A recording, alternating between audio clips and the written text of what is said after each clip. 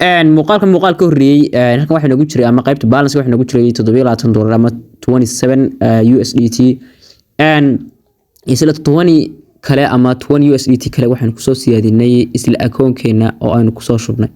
meel kale inooga iman kaliya waxa inooga timi saa ujeedo waa websites kaas waa website gaar ah oo $12 oo sidiis ah kan kalena waa website gaar ah oo 16 saa ujeedo labada website farqa u dhaxeeya oo ah in ay $4 dheeriin xagga faa'iidada so marka Shalba Cream waana isla garanaysa muuqaalku uma yaalaba wax ka badan 1 hour waana soo daawan kartaa muuqaalka horreeyay Shalba Cream inaga markoo ay xisaabtina ku joogtay so dhanka garanaysa waliba garanaysa TRX kana sidoo kale marka way iga soo gashay sidana website kana hore soo dhignay oo ahaa qayb TRX oo hal mar faa'iido ku siinayay kaliya konton USDT oo kale marka konton TRX kala dhigato 160 waxaad ka faa'iido ay ahayd oo waliba aan ahayn mid garanaysa wax la ciyaaraya games oo kale wax noocaas ah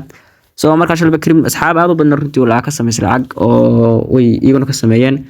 marka Shalba Cream website filmka waxa loo yaqaan arlamall. garas ifrdeen garas inta kale lagu karjinaya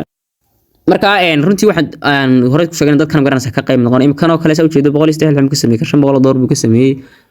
waa iga kan baday boqolkiiba kan ninka qofkan kale 0 wixiisu wiistu wangeliyo kaliya kan oo kale waa $17,280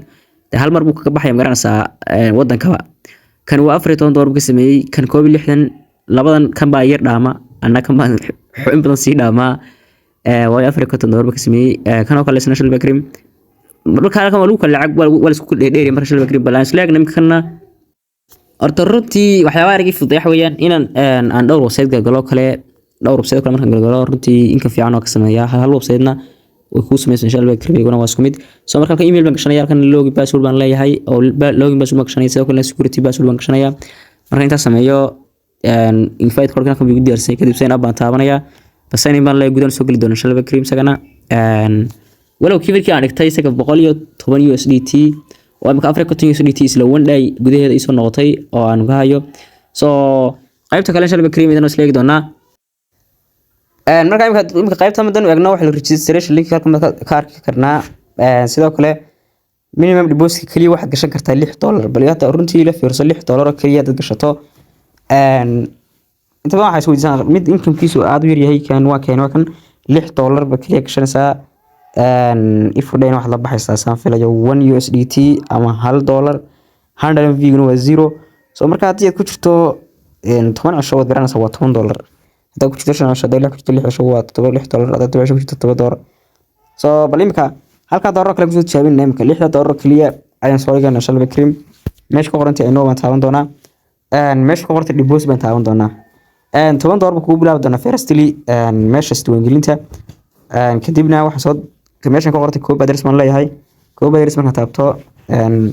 password ka furi doonaa kadib waxa sameyn doonaa meesha ku qortay USDT kan taaban doonaa